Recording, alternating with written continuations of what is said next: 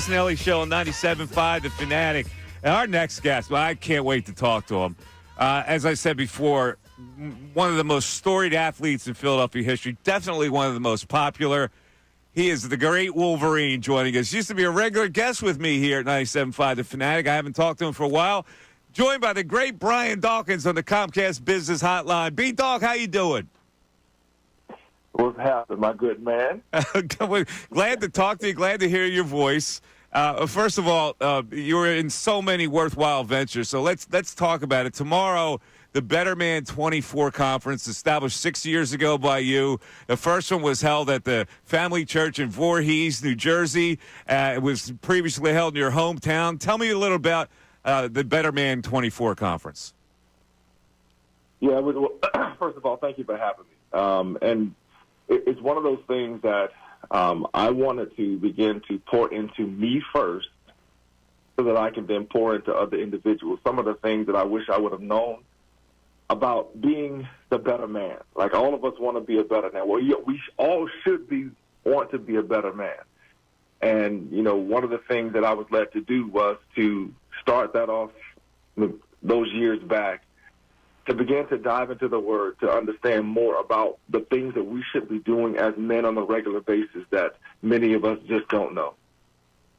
What are some of those things? And were you thinking about this when you were a football player, or this is like kind of a revisionist look at what you should have been way back when? Well, it's both. Okay. Like, it really is both. You know, as I was still playing, obviously, I was trying to find my way. Because, you know, one of the things that happens when you have children is it doesn't necessarily come with a playbook, right? Mm-hmm. And so you're kind of trying to find your way of how to be the best man that you can be in your household. And so as I begin to study more, read more, understand more about the things that I should be doing as a man, first of all, it caused me to look at myself differently, right? Mm-hmm. The specific things that I weren't doing that I should have been doing, and I look back now, it's still other things that I should have been doing that I didn't do. But all I can do now with the time going forward is be the best me that I can be the best father that I can be to my children, be the best husband that I can be to my beautiful wife, Connie, and then be the best friend that I can be to those around me. And so, again, all of those things have happened as I've continued to study and grow in the Word. Was there a conflict as a football player where you have to have a certain mindset? Did that conflict with what you're talking about now? No, I mean, I didn't have a conflict with the game of football. Like, I love the game of football. I love the competitiveness of it, the ability to go out on the field and do something that millions would have loved to be able to do. And to do it with a passion and a fervor, right, that is pretty unique, I would say. But the thing that I'm talking about is when you leave the office, and this is not just for football players, when you leave the office, you have to leave the office in the office. And, you know, oftentimes on my way home, you know, that was my time to kind of decompress, to pray, to decompress, so that I could be a better version of myself when I went into the house than the one that I was, you know, coming home, maybe, you know, getting into an argument with a teammate or something with a coach, or something didn't happen right at the job, right? So you bring that home to the house. So those are some of the things that I began to think about when I was still playing. Oh, we're talking to the great Brian Dawkins. Brian, I love to have these deep conversations with you because, and we're going to talk, you know, about the Eagles and all that thing. But you are a tremendously respected football player by anybody. There's not anybody that has come across you doesn't have great words to say about you as far as the respect for the man and the player. Why do you think that was? What was it that made you such a great teammate? Wow. First of all, I worked hard for what I've earned, what I'm blessed to have, the respect. You know, like the thing that I always say, and I truly believe that respect is not given, it is earned, right? Like you earn the people's respect of how you conduct yourself. So it's not about the words that I say. It's about the actions. My actions should be so loud, the way that I talk to myself, but my actions should be so loud that you can barely hear the words that are coming out of my mouth, right? So I've earned that respect by the way that I conducted myself, the way that I approached the game, and I cared about every loss. I cried sometimes, And so my emotions were on my sleeves often, and that's not always a good thing. But my emotions were on my sleeves. And so I believe that they were able to see themselves, and I've said this before on your show as well. Like, I believe that if a person woke up on on a Saturday, and all of a sudden they could run, they can jump, they knew the playbook, right? And they were asked to then go onto the football field, that they would have played the game the way that I played it. So, excited, singing sometimes, dancing sometimes, right? Crying sometimes, right? All over the place emotionally, right? Because you're on the field, you're doing something that you would have, didn't think that you would be able to do. So I think that and the fact that, again, this is a blue-collar place. People work hard for the money that they have. And, again, they care deeply about their passions. And one of those passions, obviously, is football. So you could feel that as an Eagle, that this fan base was just totally invested in what you guys were doing. Absolutely.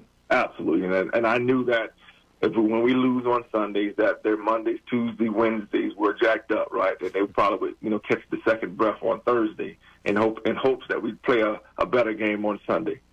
Yeah. So I got to ask you this: then. How do you think players conduct themselves today? Do you see that much of major difference, and how does that affect you? I see it as a difference, obviously. With the advent of social media and people wanting, in my opinion, to be liked in a lot of ways, I think that is one of the things that has separated those guys of today than from my time playing the game of football. Because some of us, we did. Don't get me wrong, we did care, but not to the extent that some of these cats want to be seen and heard, right? Yeah. But as far as the respect from the fan base, I'm a little bit different in the fact that I really begin to listen and study the fan base, like the past hurts and past regrets and things that they've suffered for a while, and that was touching to me, right? So I went kind of above and beyond, if you will, to kind of study the fan base and understand some of the plights and pains from the past. That's interesting you say that, because this town was in mourning when you left this organization, and I'm not so sure they can take that over to this day. But let's move on. I know you follow the game and you follow the Eagles, so I don't know if the fan base knows what to make of this team yet. But what does Brian Dawkins make of the Philadelphia Eagles right now? So you know me, right? And for me, this is, first of all, let me break it down. So you have a new defensive coordinator.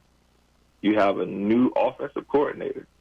So for anybody to think that this team was just going to jump on the field the first game, the first 5 games, and just be a juggernaut, you are sadly mistaken. So I see this as growing pains. These are growing pains.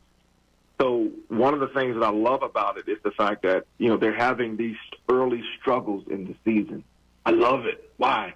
Because the struggles introduce you to who you really are. When you begin to lose games, now you're introduced over and over again to this is who you really are. These are the inconsistencies or the things that you need to fix. Now, that then allows you to look deep at what you truly have. Who do you have in the building, right? Do you have character in the building, or do you have a bunch of characters in the building, right? So, and then you have to there has to be a level of accountability that then speaks across all of that. It has to be accountability in the building. If there's no accountability in the building, you don't have anything. So all of these things are being, brought to the surface when you turn the heat up, right? All of these impurities begin to rise to the surface. But that is when you then have to have a honest look at what you are doing, not just the players, but the coaches, right? Front office, everybody. Look at what we have done, right? And what we have, the product that we're putting on the field, and the stench that is coming from some of it. How and what do we need to do to change that? And the last thing is, are we willing to change those things? Are we willing to have those tough conversations during this time? So they're going to be okay. I didn't say that. All right. I'm not in the building. I don't know. I don't know who they have in the building. I don't know the conversations that are being had behind closed doors. I don't know that. Okay. All right. That's fair. Brian Dawkins, of course, a Hall of Famer. I had to laugh when all safeties don't get in the Hall of Fame, dude. It's like you're a definition of a Hall of Famer, everybody is so proud that you got in there and so satisfied. Let me ask you one question about the coaching that goes on in the NFL, because obviously what went on with Nick Sirianni and the heat that he was taking for engaging with a fan and all this kind of stuff. What kind of head coach is he? Is he really an NFL coach, a CEO type, or is he just kind of a loudmouth? What do you look for in a coach? What's the best coach for a football team in the NFL where you guys are grown men getting paid to play the game? Again, it's that individual, like I talked about earlier. Respect is not given and it's earned. Just because you have a head coaching title does not mean I'm going to respect you in that way, right? Me, I'm going to give you respect, but I'm just talking about my counterparts, those who I'm sitting next to. A lot of those cats aren't going to just give you respect because you're the head coach, just because you have a title. There's some earning that has to happen in that, some display of, like I said, character that you then display on a regular basis that guys begin to buy into. And the coach that you want is that coach that begins to that the players begin to look at as someone I want to play for that dude. Not just that I'm playing for him. No, I want to play for him. Like I want to make this dude have success because he's such a leader of men, if you will, the way he conducts himself, right? And so when you look at Nick is growing, right? Nick is growing, and he still has some growth to do in some areas, certain areas, right? Because there's certain aspects of how he displays himself during the times that he's displaying himself, right? Like that last little snippet with him going, fan, that's not the time or the place for that. That's my humble opinion. Yeah. That's not the time and the place for that. I think a lot of people felt that way. I had your buddy Westbrook on yesterday, and he said that certain players would look at that and roll their eyes. He said, I didn't need that kind of Harry High School type of approach. Some guys do, younger guys would get turned on by that. I don't know. I guess I'm asking whether there's a set way to be a head coach, and I guess not. But a guy like Brian Dawkins, when you're hearing the way Sirianni approaches his job, how would you have reacted to that? Well, it depends on where I am. Like early in my career and then later in my career. So earlier in your career, you would have reacted. He would have charged you up with that. Later in your career, you would have gone. No. What? I wouldn't have been charged up by that. No. I didn't need that. I don't need those. I didn't think you needed that kind of stuff. I don't need that, right? And I've been brought up in a school of thought from my father and how my father conducted himself and coaches that I've been coached in Little League and even in high school, Coach Stevens. Like, so I've been brought up in a lineage of coaches that don't respond to stimulus the way that he did. Right, so I don't need that to get going, right? Yeah. As I got more mature, obviously, I'm looking to be an example to the team, to my teammates, of how I conduct myself. So I want to make sure I'm conducting myself in the heat of the moment. I want to make sure I'm conducting myself in a way that if young guys are watching me, that they see, okay, that's the way that I can conduct myself when the fire is turned up, if you will, right? Yeah. So, again, it depends on the person. I gotcha. Brian Dawkins, the Better Man 24 conference is coming. It'll be tomorrow. You're the keynote speaker. And, again, the theme of the conference is teaching men to have a vision for their lives, men bettering themselves, better marriage, better mindset, better money, how to take responsibility as a man, all that stuff. And you're involved in so many other things like Compassion International and the Watoto Village Child Care Ministries, the Uganda and South Sudan. I tip my cap to you, man. You've dedicated your life. Because a lot of people say, Brian Dawkins is making a great coach. You see a bigger purpose, I think, right? A much bigger purpose. I will still do some type of coaching, if you will. I still do that and to a little extent, but there's a greater picture for me to be able to help people. Brian, always a pleasure, man. Thanks. Good touching base. We want to see you back in Philly one day.